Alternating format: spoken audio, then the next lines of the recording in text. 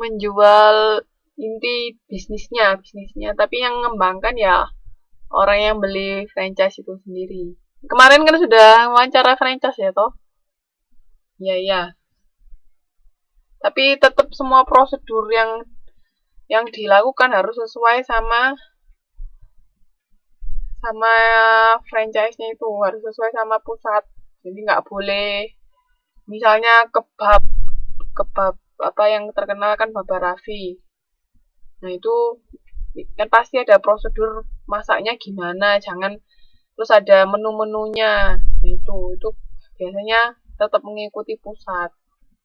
Terus kan juga ada resep-resep khusus biasanya yang harus diikuti. Nggak boleh nanti ditambahi bumbu sendiri. Misalnya nggak ada mayones, dikasih mayones sendiri, itu kan merusak produk namanya. Terus agen itu juga untuk perantara sama saluran elektronik bisa.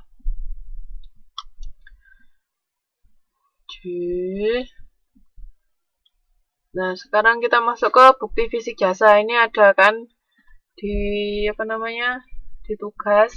Jadi bukti fisik jasanya dari perusahaan Mbak-mbak sama Mas-mas itu apa? Kan karena perusahaan jasa itu kan intangible, kita nggak bisa melihat, tapi tetap harus ada bukti fisiknya yang untuk mendukung bahwa jasa kita tuh ada. Jangan kalau benar-benar intangible nanti jadinya hantu, nggak tahu ada wujudnya atau enggak. Oke.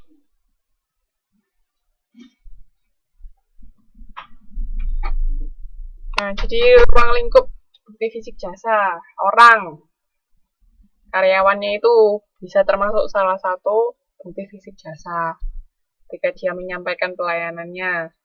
Terus prosesnya yang diberikan, nah itu juga termasuk. Kan bisa proses itu juga bisa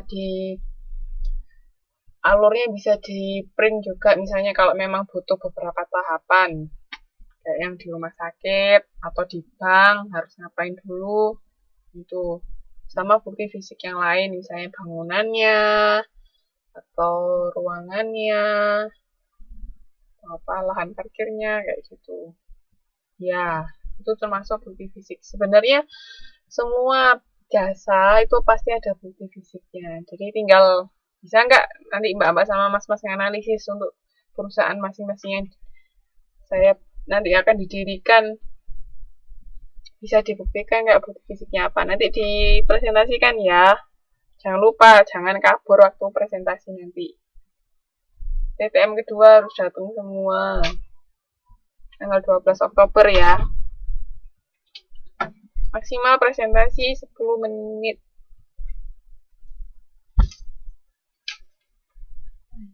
Iya. Bukti fisik jasa. Terus, aku nggak gerak nih. Nah, strategi bukti fisik jasa, memahami dampak strategi bukti jasa, memperjelas peran servicescape, sama menilai dan menilai. Jadi intinya kan bukti fisik jasa itu kan untuk memperkuat bahwa sebenarnya bisnis kita ini ada. Nah, jangan sampai bukti-bukti itu istilahnya nggak diopeni, nggak dirawat ya. Misalnya kayak bangunan. Nah, bangunan itu kan pasti ada. Nah, kalau bangunannya misalnya reot, jelek, gak karuan, orang mana mau datang. Nah, itu harus dirawat dengan baik. Jadi untuk sama mungkin dekorasinya, servicescape-nya itu. Jadi untuk lebih menarik pelanggan supaya dia mau datang ke tempat. Nah, itu tetap ada. Saya kayak sport center. Dikasih gambar atlet-atlet atau apa.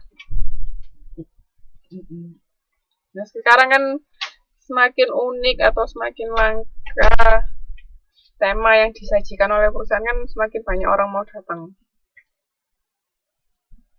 Kayak misalnya tema Hello Kitty atau apa, itu. Seperti itu. Oke. Sampai sini modul 5 ada yang mau ditanyakan nggak? Jadi tadi kan tentang pengembangan jasa baru, terus peran-peran karyawan, pelanggan, perantara di dalam bisnis jasa sama bukti fisik. Ada yang mau ditanyakan nggak sampai sini? Ini nanti kan ada beberapa yang dimasukkan ke tugas kan, jadi untuk dipresentasikan.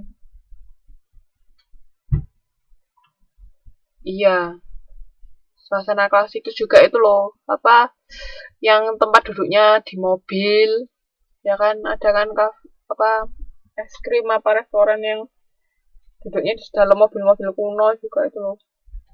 Pernah tahu nggak? Ada kalau nggak salah di Indonesia, cuman saya lupa di mana.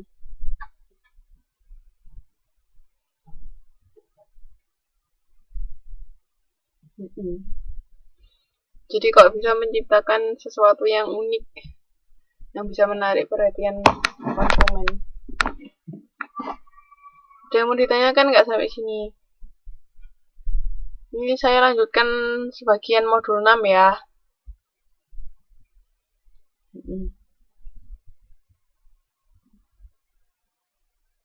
Kalau ada, saya lanjutkan sebentar modul 6. Modul 6 ini ada 4 kegiatan belajar, mungkin saya terangkan 1 atau 2. Sekarang kita bahas tentang kepuasan pelanggan dan implikasinya terhadap perilaku pernah penggunaan jasa. Nah, kan kemarin proses pengambilan keputusan itu kan ada sampai setelah pembelian kan. Nah, itu penting juga karena itu kepuasan pelanggan akan mempengaruhi perilakunya setelah penggunaan jasa itu tadi. Kalau puas, biasanya mau balik lagi nggak ke tempat kita.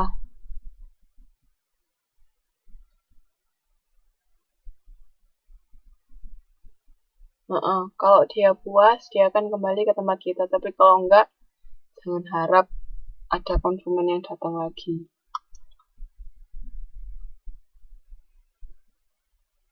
Ini yang kegiatan belajar pertama tentang kepuasan konsumen.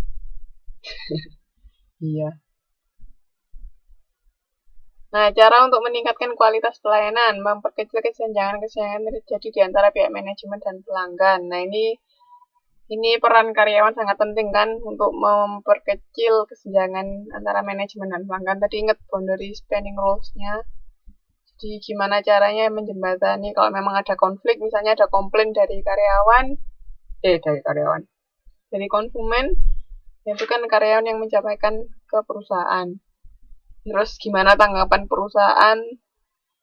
Kadang-kadang bisa langsung manajernya yang turun tangan menangani, atau enggak kadang-kadang karyawannya yang tergantung. Tapi biasanya kalau misalnya kita lihat di TV-TV itu kan kalau orang marah di restoran atau apa, mana ini manajernya? Saya nggak puas apa-apa kan mesti cari manajernya atau atasan pimpinan lah itu. Terus perusahaan harus mampu membangun komitmen bersama untuk menciptakan visi di dalam perbaikan proses pelayanan, itu jelas. Jadi jangan sampai misalnya ada keluhan dari pelanggan, terus karyawan sudah menyampaikan, tapi nggak digubris sama perusahaan. Nah, nggak benar-benar nantinya. Makanya perusahaan juga harus kooperatif dalam meningkatkan kualitas pelayanan.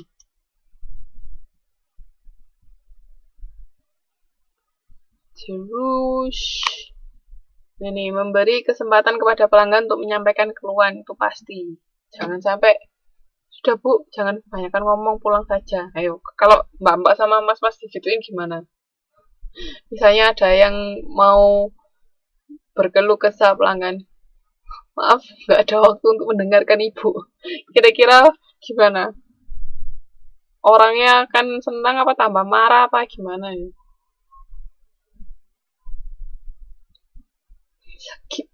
Sakitnya di sini. Iya kan, tambah marah pastinya, tambah ngomongnya nggak karuan nanti ke orang-orang lain kan tambah bahaya. Dan image-nya jadi tambah buruk buat perusahaan. Itu terus mengembangkan dan menerapkan accountable, proaktif, dan partnership marketing sesuai dengan situasi pemasaran itu. Pokoknya harus terus proaktif sama konsumennya, sama bisa diandalkan, dan menjalin hubungan baik dengan